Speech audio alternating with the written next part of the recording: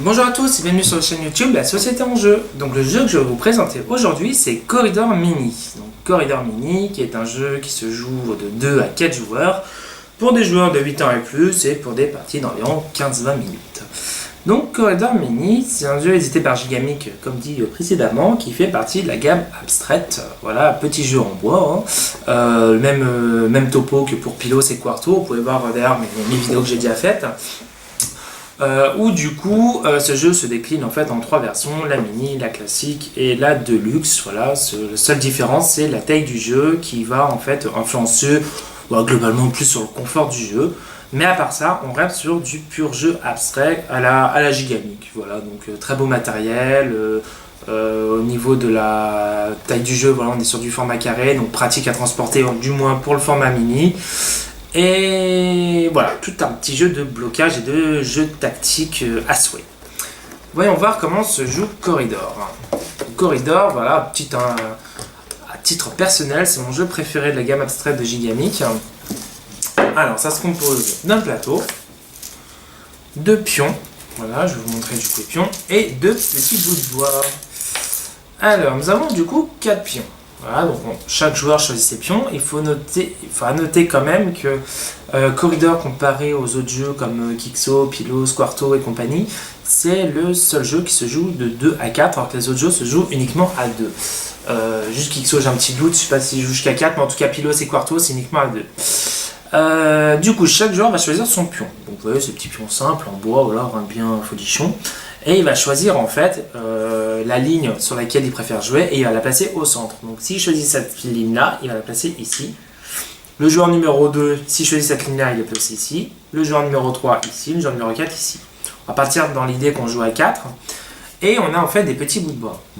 Des petits bouts de bois, on en a 20.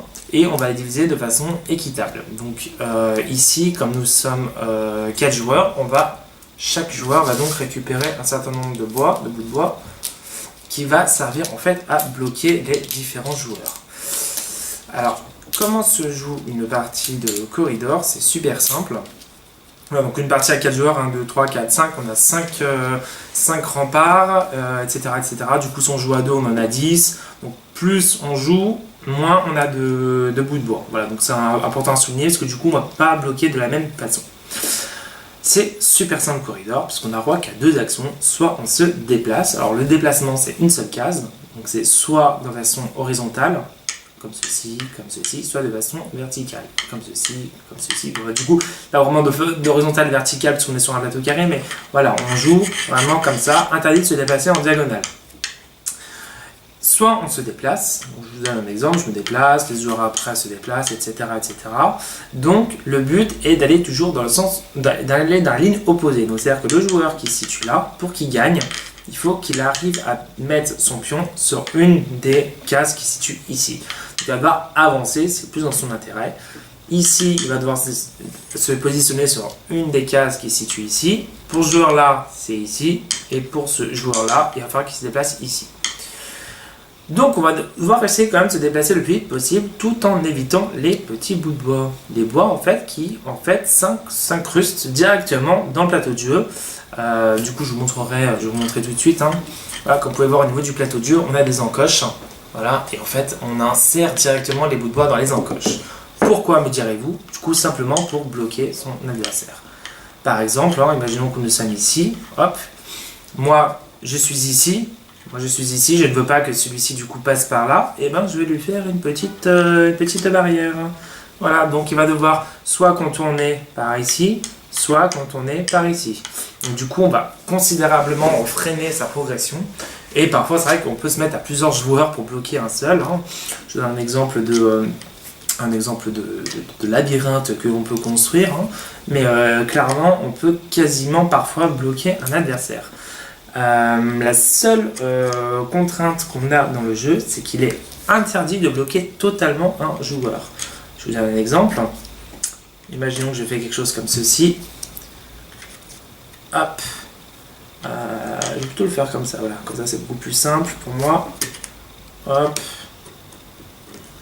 Et comme ceci. Voilà. Ici, interdit de le faire. Pourquoi? Parce que ce joueur-là, qui commence sur cette ligne-là, qui doit aller là, il est complètement bloqué. Ici, il a des remparts de partout, il n'a aucun moyen de sortir, c'est interdit. Il est interdit de bloquer totalement le joueur, on doit laisser au moins une case de sortie.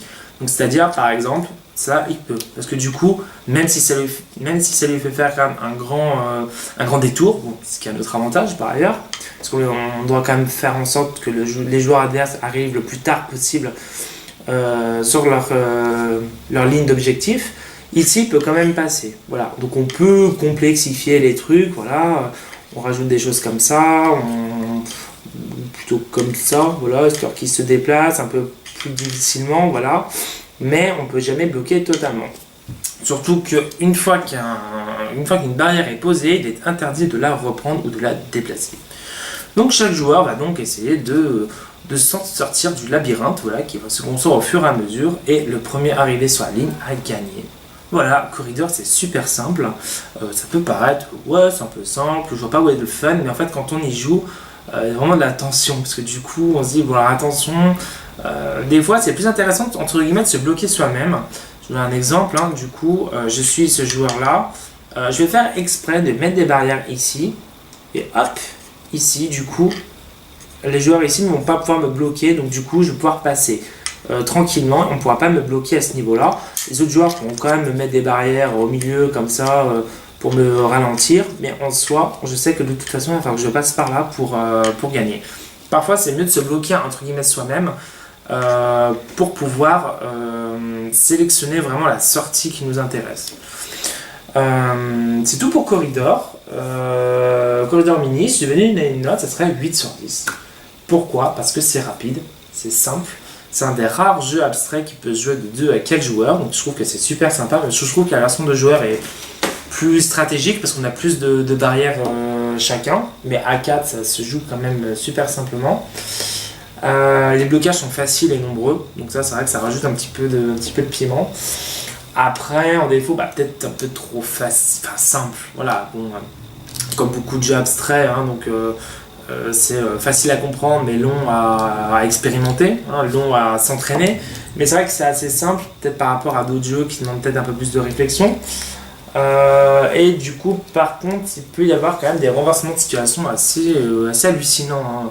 Parfois, on se dit, c'est bon, là, le chemin est tout tracé, plus ou moins, je vais y arriver. Des fois, il suffit d'un bout de bois et ça change mais totalement le chemin. Ça fait faire des allers-retours ou des contournements pas possibles. Donc, des fois, c'est un petit peu frustrant. Voilà, c'est à peu près tout pour Corridor Mini. Donc tout comme la gamme Gigamic abstraite, du coup ce jeu existe en 3 versions. Donc la mini à 20€, la classique à 30 et la deluxe vers 70€. Ce qui va changer, ça va être la taille, comme tous les autres jeux abstraits. Hein, la différence va être au niveau de la taille du jeu. Je crois que dans la version deluxe, il y a une petite encoche, on va pouvoir placer ces bouts de bois, du coup il est laissé bêtement sur la table. On a des petites intersections, on peut les poser, donc c'est assez sympa, voilà, ça rajoute un petit peu de luxe hein, dans ce jeu. Voilà, mais le jeu est vraiment excellent, quelle que soit sa version. Voilà, c'est à peu près tout pour Corridor Mini. N'hésitez pas à commenter ma vidéo, mettre un petit like, je sais pas, vous abonner à ma chaîne, hein, tant qu'à faire. Et puis à bientôt dans une prochaine vidéo. Salut!